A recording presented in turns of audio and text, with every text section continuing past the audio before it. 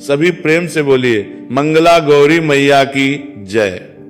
प्रिय माता और बहनों, आज सावन मास के तीसरे मंगलवार के दिन सुनिए मंगला गौरी व्रत की कथा, साथ ही आप सुनेंगे मंगला गौरी स्तोत्र पाठ भी। मंगला गौरी व्रत की पौराणिक कथा के अनुसार एक बार की बात है, एक छोटे से गांव में एक साहूकार अपनी पत्नी के साथ रहा करता था। साहूकार धनवान था, उसके घर में धन या सुख समृद्धि की कोई कमी नहीं थी, लेकिन फिर भी वो उसकी पत्नी संतान ना होने के कारण बहुत दुखी रहा करते थे। संतान की कमी उन्हें हमेशा कचोटती रहती थी। एक दिन की बात है, उस साहूकार के घर में एक साधु महात्मा आए। साहूकार ने उनका खूब आदर सत्कार किया और उन्हें अपनी समस्या, अपने दुख के बारे में बताया। साधु महात्मा ने साहूकार की पत्नी को सावन महीने में मंगलवार को किए जाने वाले मंगला गौरी व्रत करने की सलाह दी, साथ में पूजा विधि के बारे में भी संपूर्ण जानकारी दी। इसके बाद की पत्नी ने सावन महीने के पहले मंगलवार से ही मंगला गौरी का व्रत और पूजन करना शुरू कर दिया। अब वह हर मंगलवार को विधि पूर्वक व्रत और पूजा पाठ करने लगी। इस प्रकार कई महीनों तक उसने ये व्रत किया। एक दिन उसकी भक्ति से प्रसन्न होकर माता पार्वती ने भगवान शिव से साहूकार और उसकी पत्नी को संतान प्राप्ति का वरदान देने के लिए कहा। साहूकार को उसी रात स्वप्न में एक दिव्य शक्ति ने दर्शन देकर कहा, एक आम के पेड़ के नीचे भगवान गणेश की मूर्ति विराजमान है, तुम उस पेड़ से आम तोड़कर अपनी पत्नी को खिला देना, इससे तुम्हें संतान की प्राप्ति का सुख अवश्य मिलेगा। साहूकार ने अगले दिन सुबह उठकर अपनी पत्नी को इस सपने के बारे में बताया और वह उस आम के पेड़ को ढूंढने निकल पड़ा। बहुत देर तक ढूंढने के बाद आखिरकार साहूकार को वे आम का पेड़ मिला जहां भगवान गणेश की मूर्ति विराजमान थी। उसने आम के लिए उस पेड़ पर पत्थर मारना शुरू कर दिया। पत्थर फेंकने से एक आम तो टूटकर नीचे गिर गया, लेकिन गलती से पत्थर जाकर भगवान गणेश की प्रतिमा को लग गया। इससे भगवान गणेश क्रोधित हो गए और उन्होंने प्रकट होकर उस साहूकार को श्राप देते हुए कहा कि हे स्वार्थी मनुष्य, तूने अपने स्वार्थ के कारण मुझे चोट पहुंचाई है। तुझे मां पार्वती की कृपा से संतान की प्राप्ति तो होगी, लेकिन उसकी मृत्यु 21 वर्ष की आयु में ही हो जाएगी। यह सुनकर साहूकार घबरा गया और वो वापस घर चला गया। उसने वह फल अपनी पत्नी को खिला दिया, लेकिन किसी को भी इस घटना के बारे में नहीं बताया। कुछ दिन बाद भगवान शिव और माता पार्वती के आशीर्वाद से साहूकार और उसकी पत्नी को पुत्र की प्राप्ति हुई, जिससे उन दोनों के जीवन में खुशियों का ठिकाना नहीं रहा। लेकिन साथ ही साहूकार इस बात से भी मन ही मन चिंतित था कि उसका पुत्र अल्पायु होगा। देखते देखते समय बीतने पर वह बालक 20 वर्ष का गया और व्यापार में अपने पिता का हाथ बटाने लगा। एक दिन घर लौटते समय साहूकार पेड़ की छांव में तालाब किनारे बैठकर अपने पुत्र के साथ भोजन करने लगा। तभी वहां पर कमला और मंगला नामक 2 कन्याएं कपड़े धोने के लिए आईं और कपड़े धोते हुए आपस में बात करने लगी। कमला ने मंगला से कहा कि बहन, मैंने इस सावन मास में प्रत्येक मंगलवार को मंगला गौरी व्रत रखने का निश्चय किया है। तुम भी मां पार्वती को समर्पित ये व्रत अवश्य करना, इससे माता प्रसन्न होती है और उनकी कृपा दृष्टि भी अपने भक्तों पर बनी रहती है। इस व्रत को करने से मनोवांछित वर और अखंड सौभाग्य की प्राप्ति भी होती है। कमला की बात सुनकर मंगला भी इस व्रत को करने के लिए तैयार हो गई। दूसरी ओर साहूकार ने उन दोनों कन्याओं के बीच की बात को पूरा सुन लिया और अपने मन में यह सोचा कि ये कन्या मंगला गौरी व्रत करती है, इससे इसे अखंड सौभाग्य की प्राप्ति होगी, तब तो ये मेरे पुत्र के लिए योग्य वधू होगी। ऐसा सोचकर वह उन दोनों के विवाह का प्रस्ताव कन्या के पिता के पास लेकर गया। साहूकार के गांव में प्रतिष्ठा और मान होने के कारण कमला के पिता अपनी पुत्री का विवाह साहूकार के लड़के से करवा देते हैं। विवाह के बाद भी कमला विधि पूर्वक मंगला गौरी का व्रत रखना जारी रखती है। उसकी इस भक्ति भाव से प्रसन्न होकर एक दिन माता पार्वती उसे स्वप्न में दर्शन देती हैं और कहती हैं, बेटी, मैं तुम्हारी भक्ति से अत्यंत प्रसन्न हूं, तुम्हें अखंड सौभाग्य का वरदान देती हूं, लेकिन तुम्हारा पति अल्पायु है, इसलिए अगले महीने मंगलवार के दिन एक सांप तुम्हारे पति के प्राण लेने आएगा। तुम उसके लिए एक प्याले में मीठा दूध रख देना, उसके लिए तम तुम्हारा पति का नेवाल, तुम्हारा पति का लीनी कर ली, उसका लीनी कर ली है, पास एक खाली मटका भी रख देना। सांप दूध पीकर उस मटके में चला जाएगा, तब तुम उस मटके को ऊपर से कपड़े से ढक देना। अगले मंगलवार को कमला ने माता पार्वती की बात मानकर एक प्याले में मीठा दूध रख दिया और में एक मटकी भी रख दी। सांप ने आकर दूध पिया और मटके में जाकर बैठ गया। कमला ने उस मटके पर कपड़ा बांधकर उसे जंगल में रख दिया। माता पार्वती की कृपा से कमला के पति के प्राण बच गए। इस प्रकार मंगला गौरी व्रत के पुण्य फल से साहूकार का वह पुत्र श्राप मुक्त हो गया। जब कमला ने घर में सबको इस चमत्कारी व्रत के बारे में बताया तब सभी आश्चर्यचकित रह गए। उसके बाद साहूकार और उसकी पत्नी ने अपने पुत्र और पुत्रवधू को आशीर्वाद दिया और फिर पूरा परिवार सुख से जीवन बिताने लगा। अब सुनिए मंगला गौरी व्रत की दूसरी कथा। एक बार एक गांव में एक बूढ़ी माई रहा करती थी। बूढ़ी माई का एक बेटा था जिसका नाम था भोला। उसकी पत्नी रूपा थी भोला। अपनी माँ का बहुत ख्याल रखता था। बहू भी बहुत सीधी थी, लेकिन बूढ़ी माई दिन रात अपनी सीधी सादी बहू से झगड़ा किया करती थी। एक दिन बूढ़ी माई ने घर आकर बताया कि बहू सुन, मैं शिव जी के मंदिर से आ रही हूँ। वो सब बात कर रहे थे कि अगर सावन के सोमवार का व्रत करके अगले मंगलवार को मंगला गौरी व्रत किया जाए तो भोले बाबा और माँ पार्वती की कृपा से तुझे बेटा हो सकता है। तब रूपा कहने लगी, माँ जी लेकिन मैं तो केवल सोमवार का व्रत करती हूँ। ठीक है, अब आप कह रही हैं तो मैं इस बार दोनों व्रत करूंगी। बूढ़ी माई ने तो केवल अपनी बहू को परेशान और भूखा रखने के लिए सब कहा था। बूढ़ी माई ने इसके बाद अपनी बहू से और कहा कि बेटा ऐसे व्रत नहीं करना है, दोनों दिन कुएं से 7 घड़े पानी शिवलिंग पर चढ़ाना है। रूपा ने सुना, परेशान हो गई, कहने लगी, माँ जी मैंने तो ये सब करते किसी को नहीं देखा। बूढ़ी माई को गुस्सा आ गया, कहने लगी तो मैं क्या झूठ बोल रही हूँ, ये तो केवल संतान प्राप्ति का उपाय है जो तुझे ही करना पड़ेगा। सास की बात सुनकर रूपा चुप हो गई, क्योंकि अब उसके लिए कुछ और करना बाकी ही नहीं था। कुछ दिनों के बाद सावन का पवित्र मास शुरू हो गया। रूपा ने पहले सोमवार को पूजा पाठ करके व्रत शुरू किया और 7 घड़े पानी कुएं से भरकर शिवलिंग पर चढ़ा दिया। कुआं मंदिर से बहुत दूर था, इसलिए उसे पानी लाने में बहुत देर लग गई। ये सब करने में शाम को जब रूपा वापस आई तो देखा उसका पति भोला बहुत गुस्से में घर के बाहर बैठा है। रूपा के पूछने पर उसने गुस्से में कहा कि कहां चली गई थी, इतनी देर लगती है जल चढ़ाने में, घर में मेरी माँ भूखी बैठी है और तू घूम घूम कर पूरा गांव देख रही है। ऐसा कहकर भोला ने रूपा को खूब मारा। रूपा मार खाकर बिना कुछ खाए सो गई। अगले उसकी सास कहने लगी, बहू आज तुझे फिर से जल चढ़ाने जाना है। ये सुनकर रूपा ने कहा, माँ जी मैंने कल से कुछ खाया नहीं है और इनकी मार से मेरा पूरा शरीर दुख रहा है, आज मैं पानी का कलश कैसे उठा पाऊंगी। सुनकर बुढ़िया ने कहा, कुछ भी कर लेकिन ये तो तुझे करना ही पड़ेगा। रूपा पूजा करने चल पड़ी। मंदिर में पूजा करने के बाद वह कुएं पर आई और बड़ी मुश्किल से उसने पहला कलश भरा और चल दी, लेकिन कुछ ही दूरी चलने पर वह गिर पड़ी। उसका मटका भी टूट गया। रूपा एक पेड़ के नीचे बैठकर रोने लगी। तभी वहां पर एक साध्वी आई और कहा कि बेटी क्यों रो रही है। रूपा ने रोते हुए सारी बात बता दी। वो साध्वी और कोई नहीं बल्कि स्वयं माता पार्वती थी। उन्होंने कहा कि बेटी तू एक काम कर, एक लोटा जल का ले और उसमें 7 बार थोड़ा थोड़ा शिवलिंग पर चढ़ा देना और घर जाकर अपनी सास से कहना मैंने जल चढ़ा दिया। रूपा कहने लगी, माँ जी लेकिन ये तो झूठ होगा और मेरा मटका भी तो टूट गया। तब वो साध्वी कहने लगी, ये ले लोटा, इसमें जल भरकर चढ़ा दे और इसे घर ले जाना, लेकिन छुपा कर रख देना। रूपा ने ऐसा ही किया। 2 को ही वो घर पहुंच गई। बूढ़ी माई के पूछने पर उसने वही बता दिया जो साध्वी जी ने बताया था। शाम को मां मंगला गौरी की पूजा करके उसने उपवास पूरा किया। इस तरह 2 मंगला गौरी व्रत पूरे हो गए।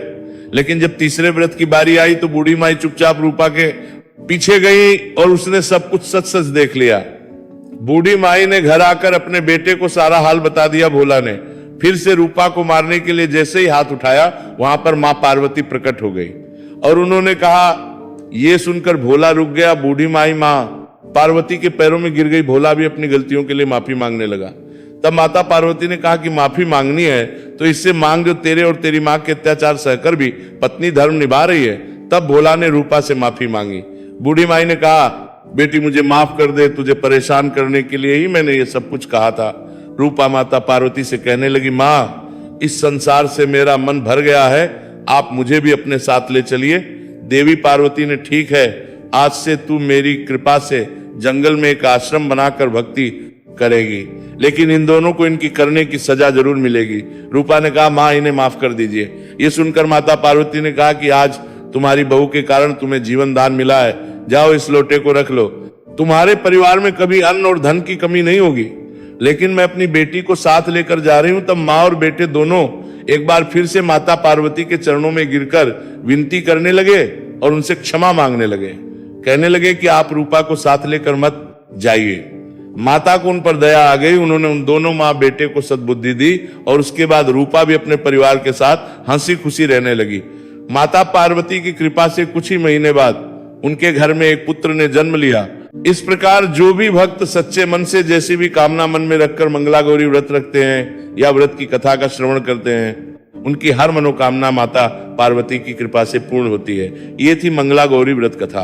अब सुनिए मंगला गौरी स्तोत्र का पाठ। श्री मंगला गौरी स्तोत्र पाठ संस्कृत और हिंदी में। ओम रक्ष रक्ष जगन्माते देवी मदगल चंडिके हारिके विपदा राशे हर्ष मंगल कारिके हर्ष मंगल दक्षे च हर्ष मंगल दायिके शुभे मंगल दक्षे च शुभे मंगल चंडिके मंगले मंगलार्हे च सर्व मंगल मंगले सता मंगल दे देवी सर्वेशा मंगलालय पूज्य मंगलवारे च मंगल विष्णु देवते पूज्य मंगल भूपस्य मनुवंशस्य संततम देव्याश्च मंगलम स्तोत्रम यह श्रृणोति समाहिता प्रति मंगलवारे च पूज्य मंगल सुख प्रदे तन्मंगलम भव्येतस्य न भव्येन तद मंगलम वर्धते पुत्र पौत्रश्च मंगलेच दिने दिने माम रक्ष रक्ष रक्ष ओम मंगल मंगली इति श्री मंगला गौरी स्तोत्रम संपूर्णम।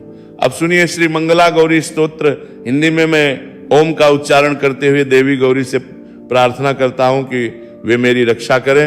वे इस जगत की माता है और हम सभी का मंगल करती हैं। वे ही माँ चंडी हैं।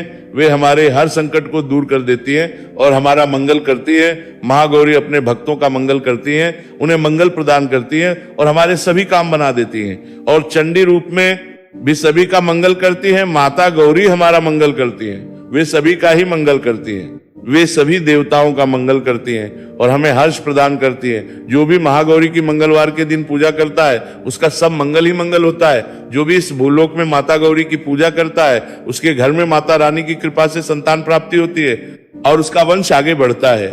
माँ का रूप ही मंगल रूप है और वे देवी रूप में हम सभी का मंगल करती है। वे इस संपूर्ण विश्व का मंगल करती है और हमारे सभी काम बना देती है।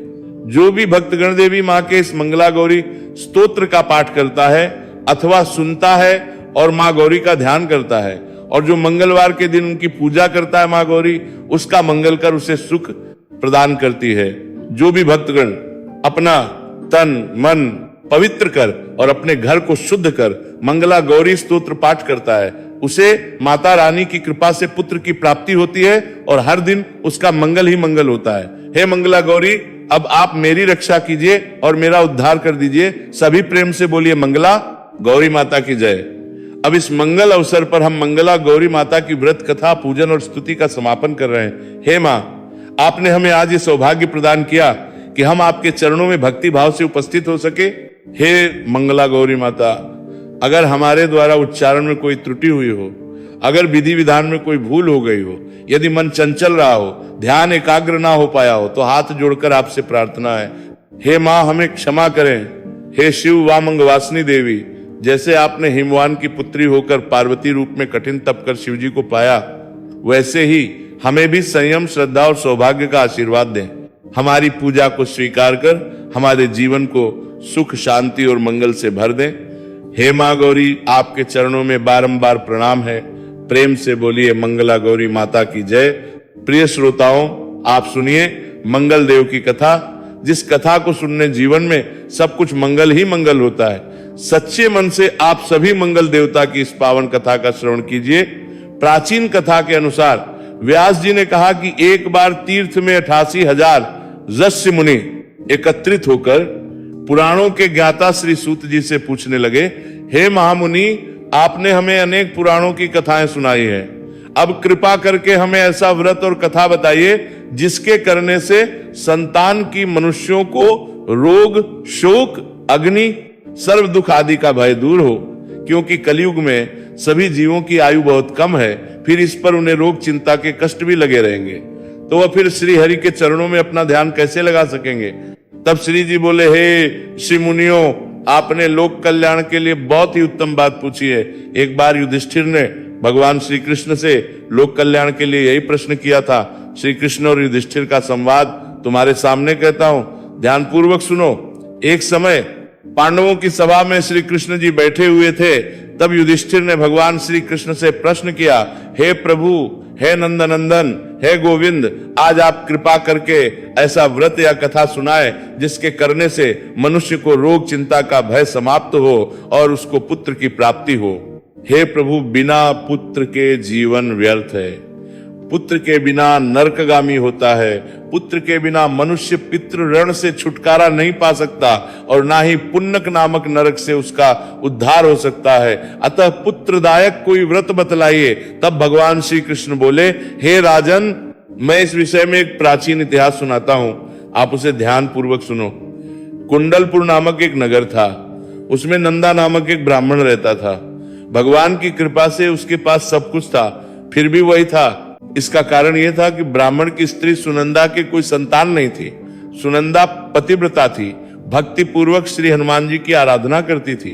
मंगलवार के दिन व्रत करके अंत में भोजन बनाकर हनुमान जी को भोग लगाने के बाद ही वह स्वयं भोजन करती थी। एक बार मंगलवार के दिन ब्राह्मणी ग्राहकारी की अधिकता के कारण हनुमान जी को भोग नहीं लगा सकी, तो इस पर उसे बहुत दुख हुआ। उसने कुछ भी नहीं खाया और अपने मन में प्रण किया कि अब तो अगले मंगलवार को ही हनुमान जी का भोग लगाकर अन्न जल ग्रहण करूंगी। ब्राह्मणी सुनंदा प्रतिदिन भोजन बनाती, श्रद्धा पूर्वक पति को खिलाती, परंतु स्वयं भोजन नहीं करती थी और मन ही मन श्री हनुमान जी की आराधना करती थी। इसी तरह 6 दिन बीत गए और ब्राह्मणी सुनंदा अपने निश्चय के अनुसार भूखी प्यासी निराहा रही।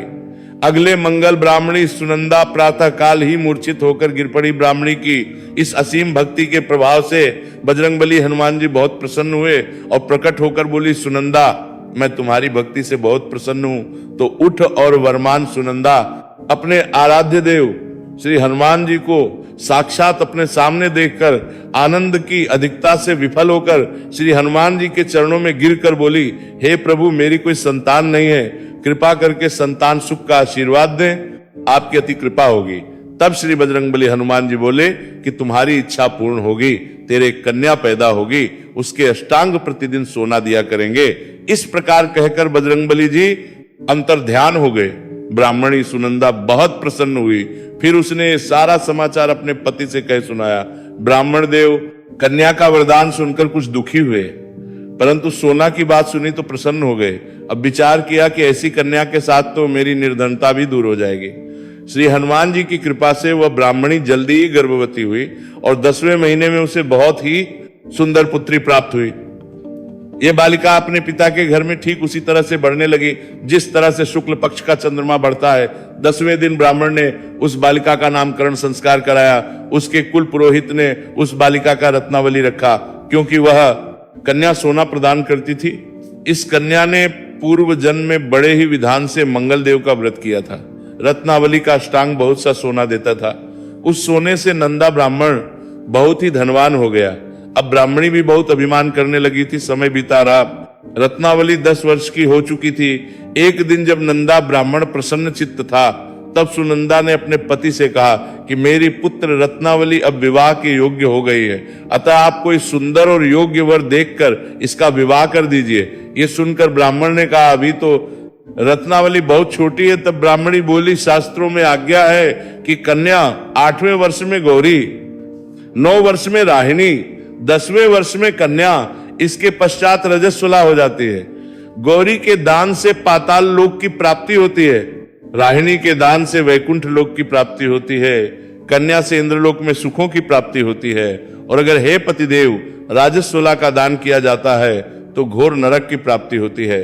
इस पर ब्राह्मण बोला, अभी तो रत्नावली मात्र 10 वर्ष की है और मैंने तो 16 साल की कन्याओं के विवाह कराए हैं, अभी जल्दी क्या है। तब ब्राह्मणी सुनंदा बोली, लगता है आपको लोभ अधिक हो गया है। शास्त्रों में कहा गया है कि माता पिता और बड़ा भाई राजस्वला कन्या को देखते हैं तो वह अवश्य नरकगामी होते हैं। तब ब्राह्मण बोला, अच्छी बात है, मैं कल अवश्य ही योग्य वर की तलाश में अपना दूध भेजूंगा। दूसरे दिन ब्राह्मण ने अपने दूत को बुलाया और आज्ञा दी कि जैसी सुंदर मेरी कन्या है वैसा ही सुंदर वर उसके लिए तलाश करूं।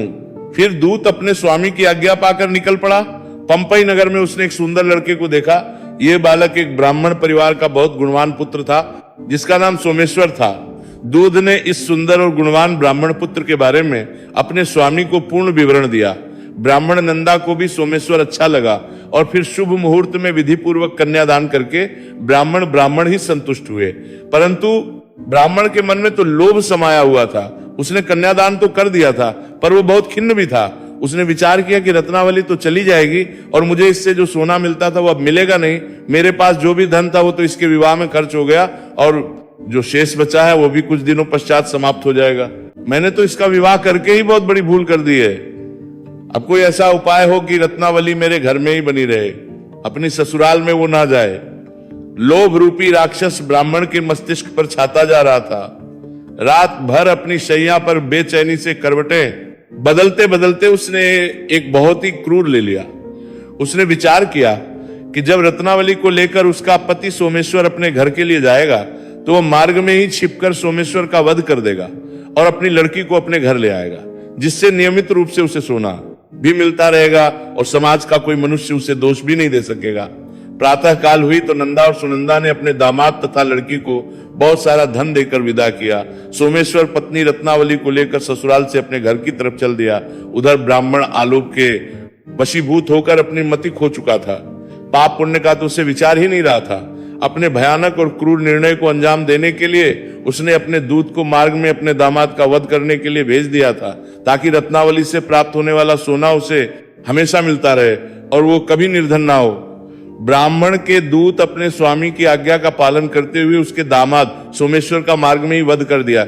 समाचार प्राप्त कर ब्राह्मण नंदा मार्ग में पहुंचा और रुदन करती हुई अपनी पुत्री रत्नावली से बोला, हे पुत्री, मार्ग में तो लुटेरों ने तेरे पति का वध कर दिया है। भगवान की इच्छा के आगे अब किसी का कोई वश नहीं चलता है। अब तू घर चल, वहां पर ही रहकर अपना शेष जीवन व्यतीत करना, जो भाग्य में लिखा वही होगा। अपने पति की अकाल मृत्यु से रत्नावली बहुत दुखी हुई। करुण क्रंदन और रुदन करती हुई वह अपने पिता से बोली, हे पिताजी, इस संसार में जिस स्त्री का पति नहीं है उसका तो जीवन ही व्यर्थ है। मैं अपने पति के साथ ही अपने शरीर को जला दूंगी और सती होकर अपने इस जन्म को माता पिता के नाम को तथा सास ससुर के यश को सार्थक करूंगी। उधर ब्राह्मण नंदा अपनी पुत्री रत्नावली ऐसे वचनों को सुनकर बड़ा दुखी हुआ। वो सोचने लगा, मैंने व्यर्थ जमाई वध का पाप अपने सिर ले लिया। रत्नावली तो उसके पीछे अपने प्राण तक देने को तैयार है। मेरा तो दोनों तरफ से ही मरण हो गया। धन तो अब मिलेगा नहीं, उल्टा जमाई वध के पाप के फलस्वरूप यम यातना भी भुगतनी पड़ेगी। ये सोचकर वह और अधिक खिन्न हो गया। सोमेश्वर की चिता बनाई गई। रत्नावली सती होने की इच्छा से अपने पति का सिर अपनी गोद में रखकर चिता में बैठ गई। जैसे ही सोमेश्वर की चिता को अग्नि लगाई गई, वैसे ही प्रसन्न होकर मंगल देव वहां प्रकट हुए और बोले, हे रत्नावली, मैं तेरे पातिव्रत धर्म से बहुत प्रसन्न हूं। तू कोई वर्मा। रत्नावली ने अपने पति का जीवन दान मांगा। तब मंगल देव बोले, रत्नावली, तेरा पति अजर अमर है, ये महाविद्वान भी होगा और इसके अतिरिक्त तेरी जो इच्छा हो वर्मा। तब रत्नावली बोली, हे ग्रहों के स्वामी, यदि आप मुझ पर प्रसन्न है तो ये वरदान दीजिए कि जो भी मनुष्य मंगलवार के दिन प्रातः काल लाल पुष्प लाल चंदन से पूजा करके आपका स्मरण करें, उसको रोग व्याधि ना हो, सोजनों का कभी वियोग ना हो, सर्प अग्नि तथा शत्रुओं का भय भी ना रहे, और जो स्त्री मंगलवार का व्रत करे वो कभी विधवा ना हो। तब मंगल देव तथास्तु कहकर वहीं अंतर ध्यान हो गए। उधर सोमेश्वर भी मंगल देव की कृपा से जीवित हो उठा और रत्नावली अब को पुनः प्राप्त कर बहुत प्रसन्न हुई और मंगल देव का व्रत प्रत्येक मंगलवार को करके व्रतराज और मंगल देव की कृपा से इस लोक में सभी सुख और ऐश्वर्य को भोगते हुए अंत में वह अपने पति के साथ स्वर्ग लोक को चली गई। इतिश्री मंगलवार व्रत कथा संपूर्णम।